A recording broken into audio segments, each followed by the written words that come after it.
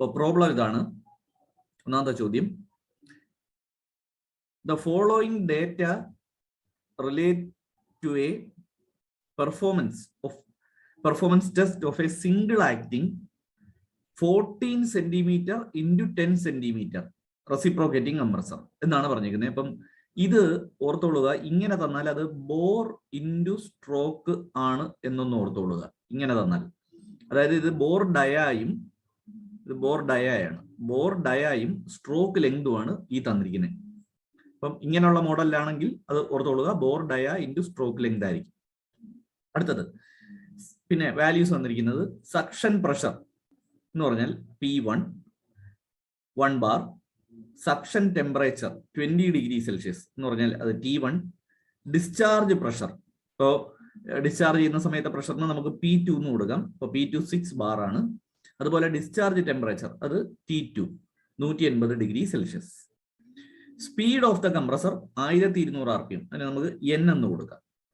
Shaft power അത് 6.25 kilo watt. ഇനി mass of air delivered നമുക്ക് M എന്ന് കൊടുക്കാം. അത് 1.7 കിലോഗ്രാം പെർ മിനിറ്റ് ആണ്. അത് SI യൂണിറ്റ് അല്ല, കിലോഗ്രാം പെർ സെക്കൻഡിലാക്കണം. ഇനി ഇത്രയാണ് വാല്യൂസ് വന്നിരിക്കുന്നത്. Calculate the following. ഒന്നാമത്തത് ദ ആക്ച്വൽ വോളിമെട്രിക് എഫിഷ്യൻസി, രണ്ടാമത്തത് ദ ഇൻഡിക്കേറ്റഡ് പവർ, മൂന്നാമത്തത് ഐസോതെർമൽ എഫിഷ്യൻസി, അതുപോലെ mechanical efficiency, overall isothermal efficiency. അപ്പൊ ഇത്രയും കാര്യങ്ങൾ കണ്ടുപിടിക്കാനാണ് പറഞ്ഞിരിക്കുന്നത്. അപ്പൊ നമുക്ക് നോക്കാം.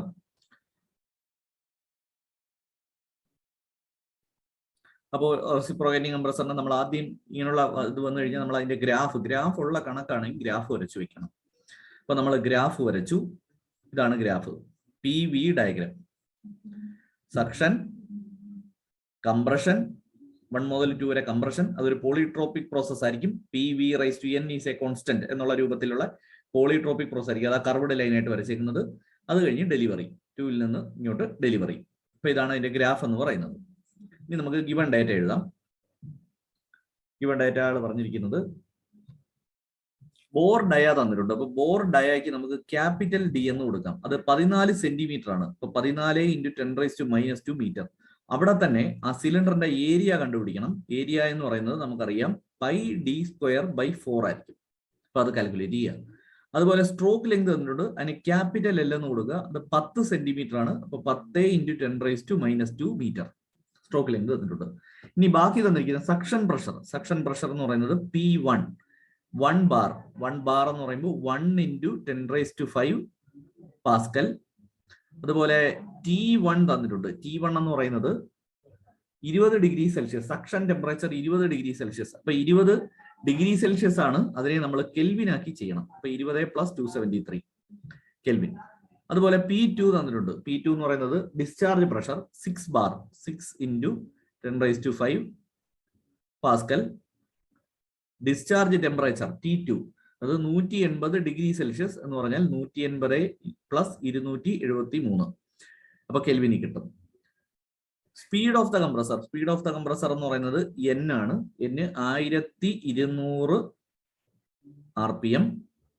പിന്നെ ഷാഫ്റ്റ് പവർ തന്നിട്ടുണ്ട്. അപ്പൊ ഷാഫ്റ്റ് പവർ എന്ന് തന്നെ എഴുതാം. പ്രത്യേകിച്ച് അക്ഷരമൊന്നുമില്ല. 6.25 കിലോ വാട്ട് എന്നാണ് കിടക്കുന്നത്. അതിനെ വാട്ട് ആക്കണം. × 10⁻³ വാട്ട്സ്. അതുപോലെ mass flow rate, mass of air delivered എന്ന് പറയുന്നത് അത് ആക്ച്വൽ മാസ് ഫ്ലോ റേറ്റ് ആണ്. അതിനെ നമുക്ക് M എന്ന് കൊടുക്കാം. M എന്ന് പറയുന്നത് 1.7 കിലോഗ്രാം പെർ മിനിറ്റ് ആണ്. അപ്പൊ കിലോഗ്രാം പെർ സെക്കൻഡ് ആക്കണമെങ്കിൽ /60. അപ്പൊ കിലോഗ്രാം പെർ സെക്കൻഡ് കിട്ടും. SI യൂണിറ്റ് കിട്ടും. ഇത്രയാണ് നമുക്ക് തന്നിരിക്കുന്ന ഗിവൺ ഡാറ്റ. അപ്പൊ നിങ്ങൾ ചെയ്യേണ്ടത് ഈ ഗിവൺ ഡാറ്റയിൽ നിന്ന് തന്നെ കുറച്ച് കാര്യങ്ങൾ നമുക്ക് കണ്ടുപിടിച്ച് വെക്കാൻ പറ്റും. എന്നിട്ട് നമുക്ക് കാൽക്കുലേറ്റ് ചെയ്യേണ്ട കാര്യങ്ങളിലേക്ക് പോകാം. അപ്പൊ ഗിവൺ ഡാറ്റയിൽ തന്നെ നമുക്ക് ഇവിടെ തിയററ്റിക്കൽ ഡിസ്ചാർജ് കണ്ടുപിടിക്കാൻ പറ്റും. Theoretical discharge. അപ്പോൾ നോക്കുക, തിയററ്റിക്കൽ ഡിസ്ചാർജ്. ഇപ്പൊ ഞാൻ പണ്ട് പറഞ്ഞിട്ടുണ്ട്, റെസിപ്രോക്കേറ്റിംഗ് ആയിട്ടുള്ള ഏത് സാധനം, അത് എഞ്ചിൻ ആയാലും റെസിപ്രോക്കേറ്റിംഗ് പമ്പ് ആയാലും റെസിപ്രോക്കേറ്റിംഗ് കംപ്രസർ ആയാലും തിയററ്റിക്കൽ ഡിസ്ചാർജിന്റെ ഇക്വേഷൻ എന്ന് പറയുന്നത് LAN/60 ആണ് എന്ന് പഠിപ്പിച്ചിട്ടുണ്ട്. അത് സിംഗിൾ ആക്ടിങ് ആണെങ്കിൽ LAN/60, ഡബിൾ ആക്ടിങ് ആണെങ്കിൽ 2 LAN/60. ഇവിടെ സിംഗിൾ ആക്ടിങ് ആണ്. അപ്പൊ LAN/60. അപ്പൊ L ഉണ്ട്, A ഉണ്ട്, N ഉണ്ട്. അപ്പൊ ഇത് വെച്ചിട്ട് നമുക്ക് തിയറിറ്റിക്കൽ ഡിസ്ചാർജ് കണ്ടുപിടിക്കാം. അപ്പൊ അത് നിങ്ങൾ കണ്ടുപിടിക്കാം. അതുപോലെ അടുത്തത് നമുക്ക് മാസ് ഫ്ലോ റേറ്റ് തന്നിട്ടുണ്ട്. ഇപ്പോ മാസ് ഫ്ലോ റേറ്റ് വെച്ചിട്ട് നമുക്ക് FAD എന്ന് പറയുന്ന ഒരു സംഭവമുണ്ട്. കംപ്രസറിന്റെ ആക്ച്വൽ ഡിസ്ചാർജിനെ വിളിക്കുന്ന മറ്റൊരു പേരാണ് FAD എന്ന് പറയുന്ന സാധനം. FAD, ഫ്രീ എയർ ഡെലിവേർഡ് എന്ന് പറയും. FAD-യുടെ ഫുൾ ഫോം എന്ന് പറയുന്നത് ഫ്രീ എയർ ഡെലിവേർഡ് ആണ്. അപ്പൊ അത് കണ്ടുപിടിക്കാൻ പറ്റും. അത് എന്ന് പറഞ്ഞാൽ ആക്ച്വൽ ഡിസ്ചാർജ് ആണ്. പക്ഷേ അതിന്റെ ഒരു പ്രത്യേകതയുണ്ട്. FAD എപ്പോഴും കാൽക്കുലേറ്റ് ചെയ്യുമ്പോൾ നമ്മൾ ഇൻലെറ്റ് പ്രഷറും ടെമ്പറേച്ചറിനെയും ടേമിലാണ് കാൽക്കുലേറ്റ് ചെയ്യേണ്ടത്. FAD കാൽക്കുലേറ്റ് ചെയ്യുമ്പോൾ. അപ്പൊ FAD കാൽക്കുലേറ്റ് ചെയ്യാൻ വേണ്ടി നമുക്ക് ഐഡിയൽ ഗ്യാസ് ഇക്വേഷൻ ഉപയോഗിക്കാം. ഐഡിയൽ ഗ്യാസ് ഇക്വേഷൻ എന്ന് പറയുന്നത് PV = MRT. ഇതാണ് ideal gas equation. PV = MRT. അപ്പോ ഇതിൽ നിന്ന് വോളിയം V ആണ് കാൽക്കുലേറ്റ് ചെയ്യേണ്ടത്. ഈ V ആണ് FAD എന്ന് പറയുന്നത്, ആക്ച്വൽ ഡിസ്ചാർജ് എന്ന് പറയുന്നത്. അപ്പോൾ അത് കാൽക്കുലേറ്റ് ചെയ്യുമ്പോൾ ഓർത്തോളുക, ഇൻലെറ്റ് ടെമ്പറേച്ചറിനെയും പ്രഷറിനെയും ടേമിൽ വേണം കാൽക്കുലേറ്റ് ചെയ്യാൻ. അപ്പോൾ P-യുടെ സ്ഥാനത്ത് P1-ഉം T-യുടെ സ്ഥാനത്ത് T1-ഉം വേണം നിങ്ങൾ സബ്സ്റ്റിറ്റ്യൂട്ട് ചെയ്യാൻ. അപ്പൊ ഇതിൽ നിന്ന് V കണ്ടുപിടിക്കുക. അപ്പൊ V = MRT1/P1. ഇതിൽ നമുക്ക് P1 അറിയാം, T1 അറിയാം, M അറിയാം. M നമുക്ക് തന്നിട്ടുണ്ട്, 1.7 തന്നിരിക്കുന്നു. വാല്യൂ അറിയാം. R, ഇപ്പൊ R എന്ന് പറയുന്നത് 287. എയർ ആയതുകൊണ്ട് എയറിന്റെ വാല്യൂ അസ്യൂം ചെയ്തേക്കുക. ആറിന്റെ വാല്യൂ 287 J/kg ആണ്. അപ്പൊ ആ വാല്യൂ സബ്സ്റ്റിറ്റ്യൂട്ട് ചെയ്യുക. ഇത് വെച്ചിട്ട് V കിട്ടും. ഈ V ആണ് FAD എന്ന് പറയുന്ന സാധനം. അപ്പോ FAD അല്ലെങ്കിൽ ആക്ച്വൽ ഡിസ്ചാർജ്. അപ്പൊ അതും കിട്ടി. ഇനി അതുപോലെ വേറൊരു കാര്യം, ഇവിടെ നമുക്ക് വർക്ക് കാര്യങ്ങളൊക്കെ കണ്ടുപിടിക്കാൻ N-ന്റെ വാല്യൂ വേണം. സ്മോൾ n, പോളിട്രോപ്പിക് ഇൻഡെക്സിന്റെ ആവശ്യമുണ്ട്. അപ്പോൾ പോളിട്രോപ്പിക് ഇൻഡെക്സ് N നമുക്ക് കണ്ടുപിടിക്കാം. N സാധാരണഗതി ചോദ്യം തന്നിരുന്ന കുഴപ്പമില്ല. അപ്പൊ ഇവിടുത്തെ ചോദ്യത്തിൽ നമുക്ക് N-ന്റെ വാല്യൂ തന്നിട്ടില്ല. അപ്പൊ N കണ്ടുപിടിക്കാൻ നിങ്ങളൊരു കാര്യം ചെയ്യുക. 1 മുതൽ 2 വരെയുള്ളത് ഒരു പോളിട്രോപ്പിക് പ്രോസസ് ആണെന്ന് അറിയാം. അതായത് PV⁻N ഈസ് എ കോൺസ്റ്റന്റ് എന്ന് പറയുന്ന ഒരു പോളിട്രോപ്പിക് പ്രോസസ് ആണ് 1 മുതൽ 2 വരെയുള്ള പ്രോസസ്. അവിടെ നമ്മൾ പ്രഷറിന്റെയോ ടെമ്പറേച്ചറിന്റെ ഏതെങ്കിലും ഒരു റിലേഷൻ അപ്ലൈ ചെയ്യും. ഇപ്പൊ നമുക്ക് അറിയാം P1-ഉം T1-ഉം അറിയാം, നമുക്ക് P2-ഉം T2 അറിയാം. അപ്പം അവിടെ നമ്മൾ പ്രഷറും ടെമ്പറേച്ചറും തമ്മിലുള്ള ഒരു പോളിട്രോപ്പിക് പ്രോസസ്സിലെ പ്രഷറും ടെമ്പറേച്ചറും തമ്മിലുള്ള റിലേഷൻ അപ്ലൈ ചെയ്യുക. അത് നമുക്കറിയാം. T2/T1 = P2/P1 the whole raised to n-1/n. ഈ ഒരു വാല്യൂ നമുക്കറിയാം. അപ്പൊ ഇതിൽ നമുക്ക് T2 അറിയാം, T1 അറിയാം, P2 അറിയാം, P1 അറിയാം. സോൾവ് ചെയ്താൽ N കണ്ടുപിടിക്കാം. പക്ഷെ ഒരു കുഴപ്പമുണ്ട്, ഇത് എളുപ്പത്തിൽ സോൾവ് ചെയ്യാൻ പറ്റത്തില്ല. N എന്ന് പറയുന്നത് റേസ് 2 കിടക്കുകയാണ്. അപ്പൊ അയാളെ ഇനി താഴെ ഇറക്കിയാലേ നമുക്ക് ഇത് സോൾവ് ചെയ്യാൻ പറ്റൂ. അതിനുവേണ്ടി ഒരു പരിപാടി ചെയ്യണം. നമ്മൾ സമത്തിന് അപ്പുറവും ലോഗരിതം അപ്ലൈ ചെയ്യണം. അപ്പോൾ നമുക്ക് എഴുതാം ലോഗ്. കാരണം ലോഗ് A⁻n എന്ന് പറയുന്നത് നമുക്ക് N log A എന്ന് എഴുതാൻ പറ്റും. അപ്പൊ ആ റൂളാണ് ഇവിടെ അപ്ലൈ ചെയ്യാൻ പോകുന്നത്. അപ്പൊ അങ്ങനെയാണെന്നുണ്ടെങ്കിൽ log T2/T1 = ഇപ്പുറത്ത് ലോഗ് അപ്ലൈ ചെയ്താൽ n-1/n എന്നുള്ളതിന് താഴെ വരും. n-1/n log P2/P1 എന്ന് എഴുതാൻ പറ്റും. അപ്പൊ ഇനി ബാക്കി വാല്യൂസ് T2-ന്റെയും T1-ന്റെയും അതുപോലെ P2-ന്റെയും P1-ന്റെയും വാല്യൂ അപ്ലൈ ചെയ്താൽ നിങ്ങൾക്ക് N-ന്റെ വാല്യൂ കിട്ടും. ഇപ്പൊ N കണ്ടുപിടിക്കുക. അപ്പൊ നമ്മള് ഇനി നമുക്ക് ഒന്നാമത്തെ ചോദ്യം ചെയ്യാം. ഒന്നാമത്തെ ചോദ്യം ചോദിച്ചിരിക്കുന്നത് ആക്ച്വൽ വോളിമെട്രിക് എഫിഷ്യൻസി കണ്ടുപിടിക്കാനാണ് ചോദിച്ചിരിക്കുന്നത്. വോളിമെട്രിക് എഫിഷ്യൻസി ഇപ്പൊ നമുക്ക് എഴുതാം ഈറ്റ വോളിയം. വോളിമെട്രിക് എഫിഷ്യൻസി എന്ന് പറയുന്നത് ഇക്വേഷൻ ആക്ച്വൽ ഡിസ്ചാർജ് അല്ലെങ്കിൽ FAD എന്ന് ഞാൻ എഴുതുവാണ്. ആക്ച്വൽ ഡിസ്ചാർജിനെ വിളിക്കുന്ന വേറൊരു പേരാ FAD. അപ്പൊ volumetric efficiency FAD divided by theoretical discharge. FAD divided by theoretical discharge അല്ലെങ്കിൽ actual discharge by theoretical discharge. അപ്പോൾ ഇതിനകത്ത് FAD-യുടെ വാല്യൂ നമ്മൾ കാൽക്കുലേറ്റ് ചെയ്തിട്ടുണ്ട്, തിയറിറ്റിക്കൽ ഡിസ്ചാർജിന്റെ വാല്യൂയും കാൽക്കുലേറ്റ് ചെയ്തിട്ടുണ്ട്. തിയറിറ്റിക്കൽ ഡിസ്ചാർജ് ഇവിടെ കിടപ്പുണ്ട്, ഇവിടെ കാൽക്കുലേറ്റ് ചെയ്തിട്ടുണ്ട്. FAD എന്ന് പറയുന്നത് ഇവിടെ കാൽക്കുലേറ്റ് ചെയ്തിട്ടുണ്ട്. ഈ രണ്ട് വാല്യൂയും സബ്സ്റ്റിറ്റ്യൂട്ട് ചെയ്താൽ ഇതിന്റെ ആൻസർ കിട്ടും. അപ്പോൾ അത് ചെയ്യുക. ഇനി രണ്ടാമത്തെ ചോദ്യം ചോദിച്ചേക്കുന്നത് ഇൻഡിക്കേറ്റഡ് പവർ കണ്ടുപിടിക്കണം. ഇൻഡിക്കേറ്റഡ് പവർ എന്ന് പറഞ്ഞാൽ കംപ്രസറിന്റെ വർക്ക് നമ്മൾ ഡിറൈവ് ചെയ്ത സാധനം. അപ്പൊ കംപ്രസറിന്റെ വർക്കിന്റെ ഇക്വേഷൻ ഒരു സിംഗിൾ സ്റ്റേജ് ഇവിടെ ക്ലിയറൻസിന്റെ കാര്യമൊന്നും പറയുന്നില്ല. അപ്പൊ നമ്മൾ നെഗ്ലക്ട് ചെയ്യുക, ക്ലിയറൻസ് നെഗ്ലക്ട് ചെയ്യുവാണ്. അങ്ങനെ ക്ലിയറൻസ് നെഗ്ലക്ട് ചെയ്തുകൊണ്ടുള്ള വർക്കിന്റെ ഇക്വേഷൻ എന്ന് പറയുന്നത് n/n-1 P1 V1 P2 by P1 the whole raised to n-1/n-1 എന്നാണ്. ഇതില് ആലോചിക്കേണ്ട ഒരു കാര്യം, ഈ V1 എന്ന് പറയുന്ന സംഭവം, ഇവിടെ കിടക്കുന്ന V1 അത് വേറൊന്നുമല്ല, ആക്ച്വൽ ഡിസ്ചാർജ് ആണ്. അത് എപ്പോഴായാലും ഈ V1ന്റെ സ്ഥാനത്ത് നിങ്ങൾ സബ്സ്റ്റിറ്റ്യൂട്ട് ചെയ്യേണ്ടത് ആക്ച്വൽ ഡിസ്ചാർജ് അല്ലെങ്കിൽ FADയുടെ വാല്യൂ ആണ് ഇവിടെ സബ്സ്റ്റിറ്റ്യൂട്ട് ചെയ്യേണ്ടത്. അപ്പൊ അത് നമുക്ക് അറിയാം. അപ്പോൾ അത് ഞാൻ ജസ്റ്റ് ഒന്ന് മാർക്ക് ചെയ്തേക്കാം. ഇവിടുത്തെ V1 എന്ന് പറയുന്നത് FAD ആണ് എന്ന് ഒന്ന് മാർക്ക് ചെയ്തേക്കാം. ബാക്കി ഇനി നമുക്ക് എല്ലാ വാല്യൂസും ഉണ്ട്. നിങ്ങൾ നോക്കിയാൽ മനസ്സിലാവും. എന്നിന്റെ വാല്യൂ ഉണ്ട്, P1ന്റെ വാല്യൂ ഉണ്ട്, P2 V1ന്റെ വാല്യൂ, എന്നിന്റെ വാല്യൂ എല്ലാം ഉണ്ട്. അപ്പൊ ഇത് സബ്സ്റ്റിറ്റ്യൂട്ട് ചെയ്ത് കഴിഞ്ഞാൽ നിങ്ങൾക്ക് W, അതായത് ഇൻഡിക്കേറ്റഡ് വർക്കിന്റെ വാല്യൂ കിട്ടും. രണ്ടാമത്തെ ചോദ്യമായി. ഇനി അടുത്ത ചോദ്യം,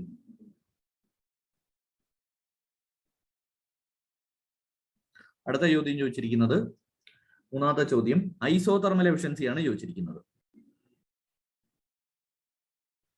ഈറ്റ ഐസോതെർമൽ എഫിഷ്യൻസി അതിന്റെ equation isothermal work divided by actual work എന്നാണ്. ആക്ച്വൽ വർക്ക് നമ്മൾ നേരത്തെ കണ്ടുപിടിച്ചത്, ഐസോതെർമൽ വർക്ക്. അപ്പൊ അത് നമുക്ക് സൈഡിലോട്ടൊന്ന് കണ്ടുപിടിക്കാം. ഐസോതെർമൽ വർക്ക് ഇക്വേഷൻ, ഒരു ഐസോതെർമൽ പ്രോസസ്സിന്റെ വർക്ക് ഇക്വേഷൻ നമ്മൾ പഠിച്ചിട്ടുണ്ട്, തെർമോഡൈനാമിക്സിലൊക്കെ പഠിച്ചതാണ്. P1 V1 log P2 by P1. അപ്പൊ ഇതാണ് isothermal work equation. P1 V1 log P1 by P2 എന്നാണ് തെർമോഡൈനാമിക്സിൽ പഠിച്ചത്. പക്ഷെ ഇവിടെ P2 by P1 എന്ന് എഴുതണം. കാരണം P1 by P2 എന്നിട്ടാൽ negative value വരും. അത് നെഗറ്റീവ് വാല്യൂ വരുന്നതിന്റെ അർത്ഥം കംപ്രസർ വർക്ക്, കംപ്രഷന്റെ വർക്ക് നമ്മൾ അങ്ങോട്ട് കൊടുക്കുകയാണ്, അത് ഓൾറെഡി നെഗറ്റീവ് ആണ്. അപ്പൊ നെഗറ്റീവ് വരാതിരിക്കാൻ വേണ്ടിയിട്ട്, പ്രത്യേകിച്ച് കാര്യമൊന്നുമില്ല, നെഗറ്റീവ് വരാതിരിക്കാൻ വേണ്ടിയിട്ടാണ് P2 by P1 എന്ന് ഇട്ടേക്കുന്നത്. അപ്പൊ P1 V1 log P2 by P1. ഇവിടെയും V1 എന്ന് പറയുന്നത് ആള് FAD ആണ് എന്നുള്ള ഓർത്തുകൊള്ളുക. P1 V1ന്റെ V1 എന്ന് പറയുന്നത് FAD ആണ്. അപ്പൊ ഇത് സോൾവ് ചെയ്ത് കഴിഞ്ഞാൽ നമുക്ക് W ഐസോതെർമൽ കിട്ടും. വാല്യൂ ഇവിടെ സബ്സ്റ്റിറ്റ്യൂട്ട് ചെയ്താൽ ഇതിന്റെ ആൻസർ കിട്ടും. ഐസോതെർമൽ എഫിഷ്യൻസിയുടെ വാല്യൂ കിട്ടും. അത് കാൽക്കുലേറ്റ് ചെയ്യുക. അടുത്ത നാലാമത്തെ ചോദ്യം മെക്കാനിക്കൽ എഫിഷ്യൻസി, ഈറ്റ മെക്ക്. അപ്പൊ മെക്കാനിക്കൽ എഫിഷ്യൻസി എപ്പോഴും ആലോചിക്കുക ഷാഫ്റ്റുമായിട്ട് ബന്ധപ്പെട്ടതാണ്. നമ്മൾ കംപ്രസറിലേക്ക് ഷാഫ്റ്റ് വർക്ക് ആദ്യം കൊടുക്കും. അതായത് ഒരു മോട്ടോർ വെച്ചിട്ട് കംപ്രസറിനെ കറക്കും. അപ്പൊ ഷാഫ്റ്റ് വർക്കാണ് നമ്മൾ ആദ്യം കൊടുക്കുന്നത്. അപ്പൊ ഇവിടെ ബെയറിങ്ങിലും പല സ്ഥലത്തുള്ള ഫ്രിക്ഷൻ കാരണം കുറെ എനർജി നഷ്ടപ്പെട്ടു പോകും. ബാക്കിയെ ഈ W ആയിട്ട് ഇൻഡിക്കേറ്റഡ് വർക്കായിട്ട് കംപ്രസറിനകത്ത് മാറത്തുള്ളൂ. അതാണ് നമ്മൾ നേരത്തെ കണ്ടുപിടിച്ചത്. അപ്പൊ മെക്കാനിക്കൽ എഫിഷ്യൻസി എന്ന് പറഞ്ഞാൽ അവസാനം കിട്ടുന്ന വർക്ക് എന്ന് പറഞ്ഞാൽ നമ്മുടെ ഇൻഡിക്കേറ്റഡ് വർക്കാണ്, നമ്മൾ നേരത്തെ കണ്ടുപിടിച്ചതാണ്. ഡിവൈഡ് ബൈ നമ്മൾ ആദ്യം കൊടുക്കുന്ന വർക്ക് എന്ന് പറഞ്ഞാൽ ഷാഫ്റ്റ് വർക്കാണ്. അത് നമുക്ക് തന്നിട്ടുണ്ട്, ചോദ്യത്തിൽ തന്നിട്ടുണ്ട്. അപ്പൊ അത് രണ്ടും കൂടെ സബ്സ്റ്റിറ്റ്യൂട്ട് ചെയ്ത് കഴിഞ്ഞാൽ നമുക്ക് മെക്കാനിക്കൽ എഫിഷ്യൻസിയുടെ വാല്യൂവും കിട്ടും. ഇനി ഓവറോൾ ഐസോതെർമൽ എഫിഷ്യൻസി എന്ന് പറഞ്ഞൊരു സംഭവം കൂടെ ചോദിച്ചിട്ടുണ്ട്. അത്ര ഇമ്പോർട്ടന്റ് അല്ല, എന്നാലും നമുക്ക് ചെയ്യാം. ഓവറോൾ ഐസോതെർമൽ എഫിഷ്യൻസി, ഇപ്പൊ ഈറ്റ ഓവറോൾ ഐസോ എന്ന് എഴുതാം. ഈറ്റ ഓവറോൾ ഐസോതെർമൽ എഫിഷ്യൻസി എന്റെ equation isothermal power W iso divided by W shaft. അത് നിങ്ങൾ പഠിച്ചു വെച്ചിരുന്നാൽ മതി. Isothermal work divided by shaft വർക്കിനെയാണ് ഓവറോൾ ഐസോതെർമൽ എഫിഷ്യൻസി എന്ന് വിളിക്കുന്നത്. അപ്പോൾ അത് പഠിച്ചു വെച്ചിരിക്കുക, കാൽക്കുലേറ്റ് ചെയ്യുക. അപ്പോ ഇതാണ് ഒന്നാമത്തെ കണക്ക്.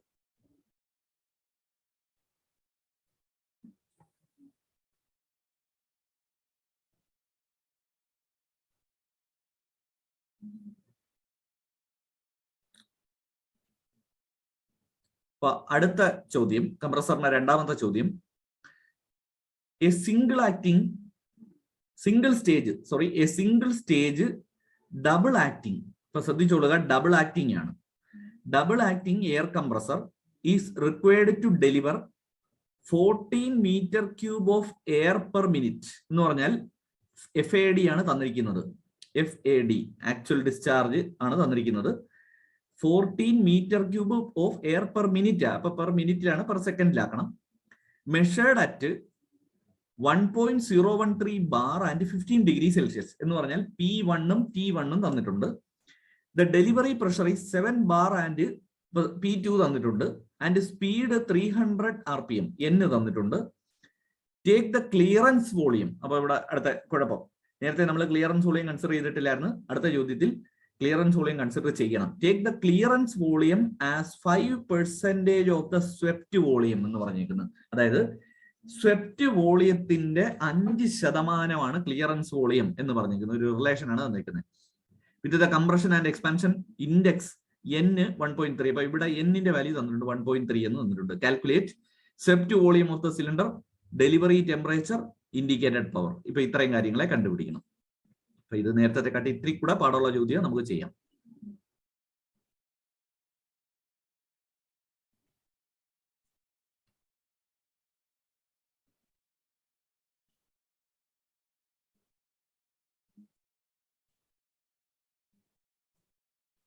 ഗ്രാഫ്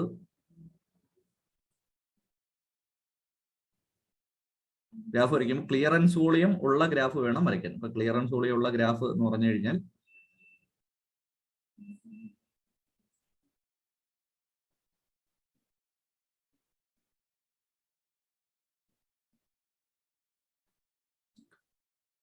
നമ്മൾ പഠിച്ചതാണ്. ഇതാണ് ക്ലിയറൻസ് വോളിയം ഉള്ള ഗ്രാഫ്.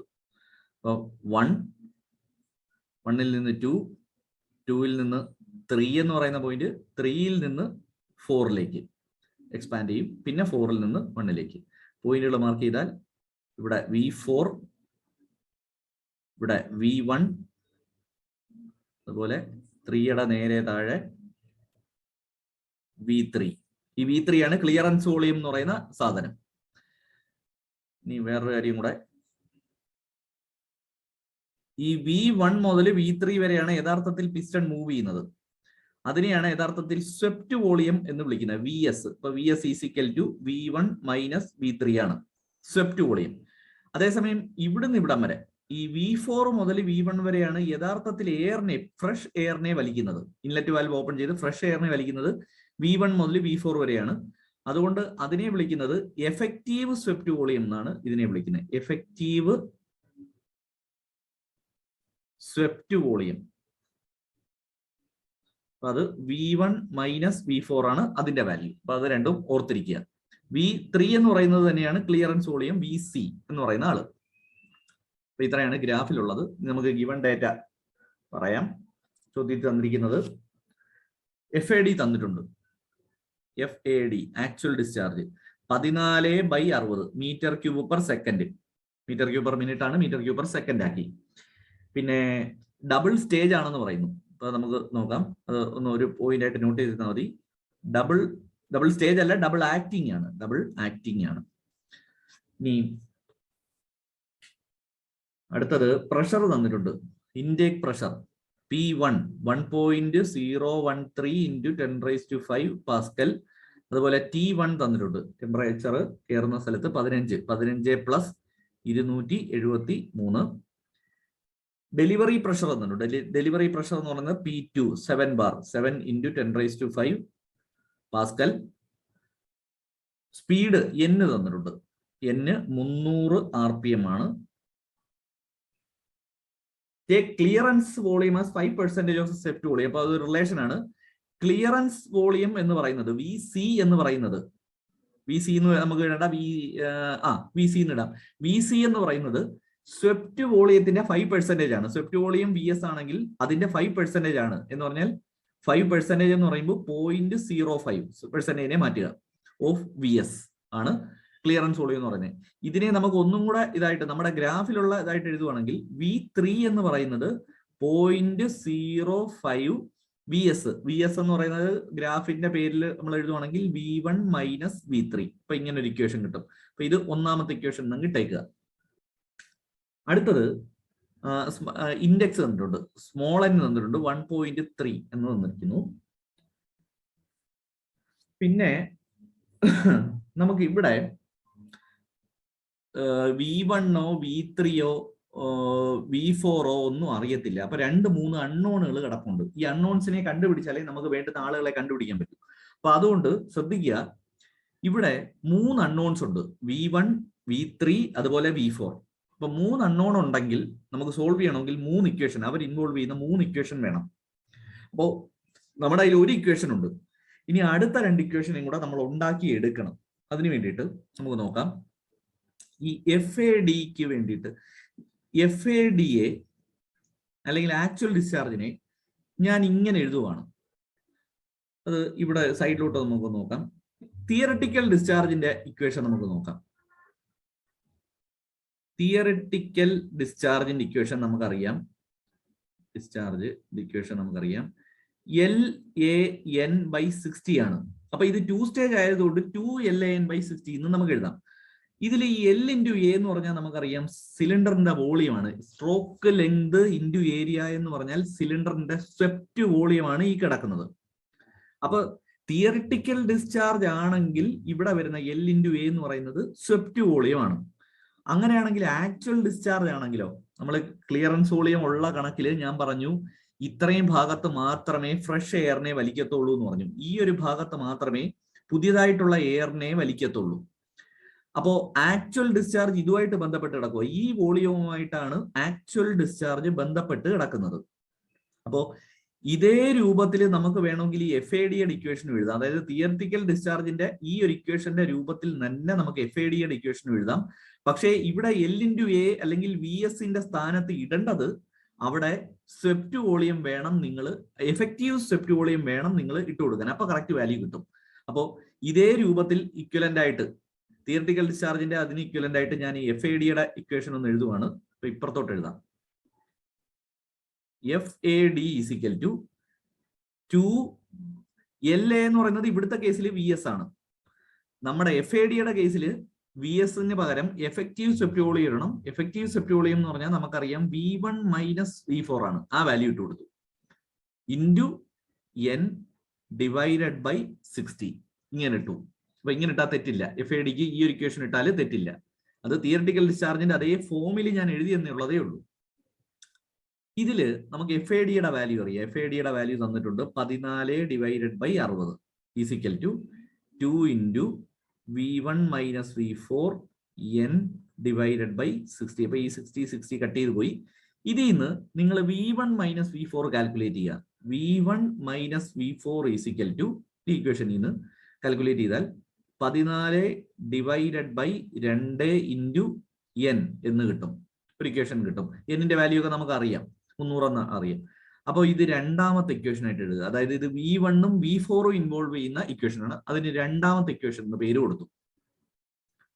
അടുത്തത് ഇപ്പൊ 2 ഇക്വേഷൻ കിട്ടി. നമുക്ക് 3 ഇക്വേഷൻ ആണ് വേണ്ടത്. ഇപ്പൊ 2 ഇക്വേഷൻ കിട്ടി. ഇനി ഒരു ഇക്വേഷൻ കൂടെ ഉണ്ടാക്കിയെടുക്കാം. നമുക്ക് ആ 3 മുതൽ 4 വരെയുള്ള പ്രോസസ്സ്. കാരണം ഞാൻ ഒന്നുകൂടെ പറയാം, നമുക്കിവിടെ V1ഉം അതുപോലെ V3ഉം അതുപോലെ V4ഉം ഇവര് 3 പേരുകളുമാണ് അൺനോൺസ് ആയിട്ട് ഉള്ളത്. അപ്പൊ ഇത് കണ്ടുപിടിക്കാൻ ഇവര് 3 പേരും ഇൻവോൾവ് ചെയ്യുന്ന ഇക്വേഷൻസാ വേണ്ടത്. നമ്മുടെ കയ്യിൽ V1ഉം V3 ഇൻവോൾവ് ചെയ്യുന്ന ഒരു ഇക്വേഷൻ കിട്ടി, V1ഉം V4ഉം ഇൻവോൾവ് ചെയ്യുന്ന ഒരു ഇക്വേഷൻ കിട്ടി. അടുത്തത് നമുക്ക് വേണ്ടത് V3ഉം V4ഉം ഇൻവോൾവ് ചെയ്യുന്ന ഇക്വേഷൻ ആണ് വേണ്ടത്. അപ്പൊ അത് നിങ്ങൾ നോക്കേണ്ടത് V3ഉം V4ഉം ഇൻവോൾവ് ചെയ്യുന്ന പ്രോസസ് എടുക്കണം. ഏതാ? 3 മുതൽ 4 വരെയുള്ള പ്രോസസ്സ്. ഇത് നമുക്കറിയാം ഇതൊരു പോളിട്രോപിക് പ്രോസസ് ആണെന്ന് അറിയാം. അപ്പൊ അവിടുത്തെ ഏതെങ്കിലും ഒരു ഇക്വേഷൻ നമ്മൾ അപ്ലൈ ചെയ്ത് കൊടുത്താൽ മതി. ഇപ്പൊ നമുക്ക് നോക്കാം. അവിടെ അപ്ലൈ ചെയ്യാൻ പറ്റുന്ന ഇക്വേഷൻ എന്ന് പറഞ്ഞാൽ V3/N = P4/V4n എന്നുള്ള ഇക്വേഷൻ അപ്ലൈ ചെയ്യാം. അപ്പൊ അതില് നമുക്ക് V3/V4 = P4/P3 എന്ന് കിട്ടും. അതല്ലെങ്കിൽ P4/P3ക്ക് പകരം P4 എന്ന് പറയുന്നത് P1 പ്രഷറിൽ കിടക്കുക. നിങ്ങൾ നോക്കിയാൽ മതി. ഈ P4 എന്ന് പറയുന്ന സെയിം പ്രഷർ P1ന്റെ സെയിം പ്രഷർ ലൈനിൽ കിടക്കുക. അതുപോലെ P3 എന്ന് പറയുന്നത് P2ന്റെ സെയിം പ്രഷർ ലൈനിൽ കിടക്കുക. അങ്ങനെയാണെങ്കിൽ P4ന് പകരം P1 എന്നും P3ക്ക് പകരം P2 എന്നും ഇട്ടാൽ (1/n) വാല്യൂസ് സബ്സ്റ്റിറ്റ്യൂട്ട് ചെയ്യുക. അപ്പോ നമുക്ക് കിട്ടുന്നത് V3 = എന്തെങ്കിലും ഒരു വാല്യൂ ഇൻറ്റു V4. ഈ V4ന് ക്രോസ് മൾട്ടിപ്ലൈ ചെയ്ത് കൊണ്ടുവന്നാൽ എന്തെങ്കിലും ഒരു വാല്യൂ ഇൻറ്റു V4 എന്ന് കിട്ടും. അത് നിങ്ങൾ മൂന്നാമത്തെ ഇക്വേഷൻ ആയിട്ട് എടുക്കുക. ഇപ്പൊ നമുക്ക് 3 ഇക്വേഷൻ കിട്ടി. ഏതൊക്കെയാണ്? ഒന്ന് ഇത് V3 = 0.05 ഇൻറ്റു ഇത്. അടുത്തത് രണ്ടാമത്തെ ഈ ഇക്വേഷൻ. അടുത്തത് മൂന്നാമത്തത് ഈ ഇക്വേഷൻ. അപ്പൊ ഇത് മൂന്നും കൂടെ നിങ്ങൾ സോൾവ് ചെയ്ത് കഴിഞ്ഞാൽ, അത് നിങ്ങൾ തന്നെ ചെയ്ത് നോക്കുക. ചെയ്തിട്ട് പറ്റുന്നില്ലെങ്കിൽ ഞാൻ അത് പറഞ്ഞുതരാം. ആ 3 ഇക്വേഷനും കൂടെ നിങ്ങൾ സോൾവ് ചെയ്ത് കഴിഞ്ഞാൽ ഫ്രം 1, 2 and 3 ഇത് 3 കൂടെ സോൾവ് ചെയ്ത് കഴിഞ്ഞാൽ നിങ്ങൾക്ക് V1ഉം അതുപോലെ V3ഉം അതുപോലെ V4ഉം 3 പേരെയും കിട്ടും. നമ്മുടെ ഒന്നാമത്തെ ചോദ്യം ചോദിച്ചിരിക്കുന്നത് സ്വെപ്റ്റ് വോളിയം ആണ് ചോദിച്ചിരിക്കുന്നത്. സ്വെപ്റ്റ് വോളിയം എന്ന് പറഞ്ഞാൽ നമുക്കറിയാം, സ്വെപ്റ്റ് വോളിയം എന്ന് പറഞ്ഞാൽ V1 - V3 ആണ്. അപ്പൊ അത് കാൽക്കുലേറ്റ് ചെയ്യാൻ പറ്റും. ഒന്നാമത്തെ അതിന്റെ ഉത്തരം കിട്ടും. അപ്പൊ അത് നിങ്ങൾ സോൾവ് ചെയ്ത് നോക്കണം. ഇക്വേഷൻസ് വെച്ചിട്ട് സോൾവ് ചെയ്ത് നോക്കണം. അവിടെ തെറ്റാൻ സാധ്യതയുണ്ട്, സൂക്ഷിച്ച് ചെയ്യുക. ഇനി രണ്ടാമത്തെ ചോദ്യം ചോദിച്ചിരിക്കുന്നത് ഡെലിവറി ടെമ്പറേച്ചർ ആണ്. അപ്പൊ ഡെലിവറി ടെമ്പറേച്ചർ നമുക്ക് കണ്ടുപിടിക്കാൻ അറിയാം. ഡെലിവറി ടെമ്പറേച്ചർ കണ്ടുപിടിക്കാൻ ഇക്വേഷൻ, പോളിട്രോപ്പിക്കിന്റെ ഇക്വേഷൻ എടുക്കുക. T2/T1 = P2/P1 the whole raised to n - 1/n. അപ്പൊ ഇതിൽ T1 അറിയാം, P2 അറിയാം, P1 അറിയാം, n അറിയാം. അപ്പൊ ഇത് സോൾവ് ചെയ്താൽ നിങ്ങൾക്ക് ഡെലിവറി ടെമ്പറേച്ചർ ആയിട്ടുള്ള T2ന്റെ വാല്യൂ കിട്ടും. ഇനി മൂന്നാമത്തെ ചോദ്യം വർക്ക് കണ്ടുപിടിക്കാനാണ്. ഇൻഡിക്കേറ്റഡ് പവറിനെയാണ് നമ്മൾ വർക്ക് എന്ന് വിളിക്കുന്നത്. W equation n/n - 1 P1 into clearance ഉള്ള കണക്കിൽ V1 - V4 എന്നാണ് വരുന്നത്. V1 - V4 into P2/P1 the whole raised to n - 1/n - 1 എന്നാണ്. അപ്പൊ ഇവിടെ ശ്രദ്ധിക്കേണ്ടത് ഈ V1 - V4 ഇത് വേറെ നമ്മൾ കാൽക്കുലേറ്റ് ചെയ്ത ഈ V1ഉം V4ഉം കൂടെ കാൽക്കുലേറ്റ് ചെയ്ത വാല്യൂ ഇടരുത്. ഇവിടെ ഇടേണ്ടത് FADയുടെ വാല്യൂ ആണ്. അത് ഓർത്തോളുക. ഈ W കണ്ടുപിടിക്കുന്ന ഇക്വേഷൻ അല്ല ഈ V1ന്റെയും അതുപോലെ V1 - V4ന്റെയും സ്ഥാനത്ത് ഇട്ട് കൊടുക്കേണ്ടത് FADയുടെ വാല്യൂ ആണ്, അല്ലാതെ വേറെ ഒന്നുമല്ല. അത് ആലോചിക്കുക. അപ്പോൾ ഇവിടെ ഇട്ട് കൊടുക്കേണ്ടത്, ഇവിടെ സബ്സ്റ്റിറ്റ്യൂട്ട് ചെയ്യേണ്ടത് FADയുടെ വാല്യൂ ആണെന്ന് പഠിച്ചു വെച്ചേക്കുക. അപ്പൊ ഇത് വെച്ചിട്ട് ആൻസർ കിട്ടും. അപ്പൊ ഇതാണ് രണ്ടാമത്തെ ചോദ്യം.